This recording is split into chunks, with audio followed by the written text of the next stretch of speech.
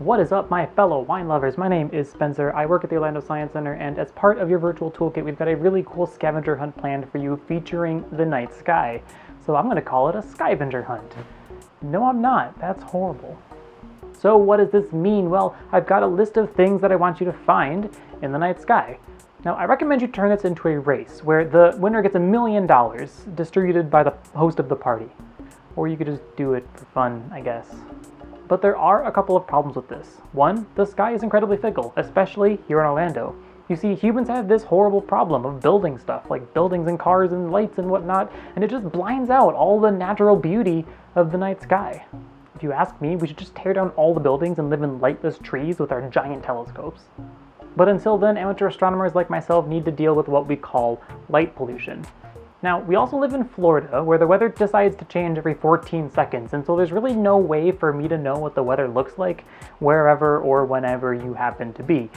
Also, you could be participating in a socially distant party, which means going outside is impossible. Thankfully, there is a solution. For the incredibly low price of absolutely free, you can actually download some really cool star apps onto your phone to view the night sky virtually.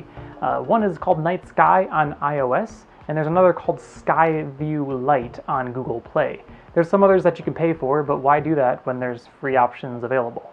So just download Night Sky on iOS or Skyview Lite on Google Play, and let's get started. Now in this video, I'm going to list a couple of things, but don't worry about having an audiographic memory or taking notes because we have a PDF included in your virtual toolkit that you can access at your leisure.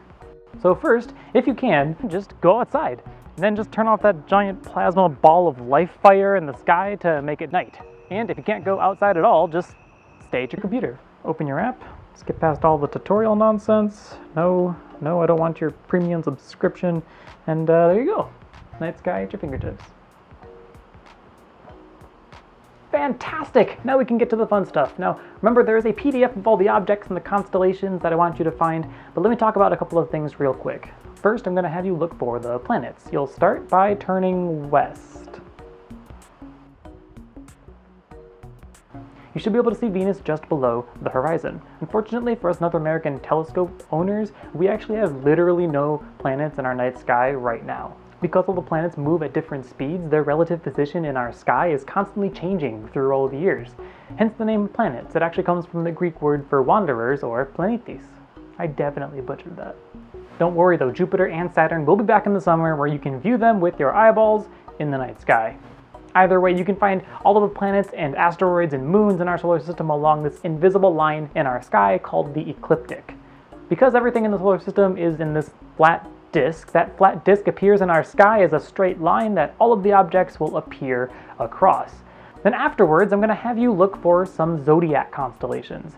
Zodiacs are constellations that appear along the ecliptic. For more information, just ask someone in your group because statistically, there's someone there who really loves zodiacs and would just really love to talk about them.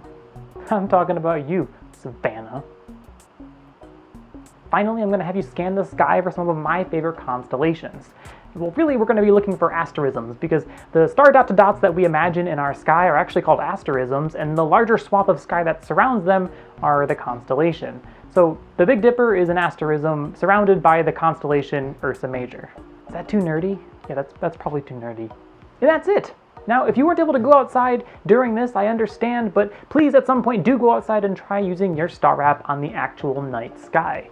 Humans were at one point able to navigate the entire globe by just looking up, and nowadays we can't even do it with a compass. I mean, space is obviously incredible. It's amazing and giant and awesome and awe-inspiring and all those things, but it's also just cool to be able to navigate using the night sky. Plus, all your friends are going to think you're super cool if you start using the word asterism in everyday conversation. Alright, thank you so much for watching and for participating in our Stellar Wine Cellar event. It really helps us out, and I just personally love when people take an interest in space and science and wine. Enjoy your party and go look at the sky. You know, digitally.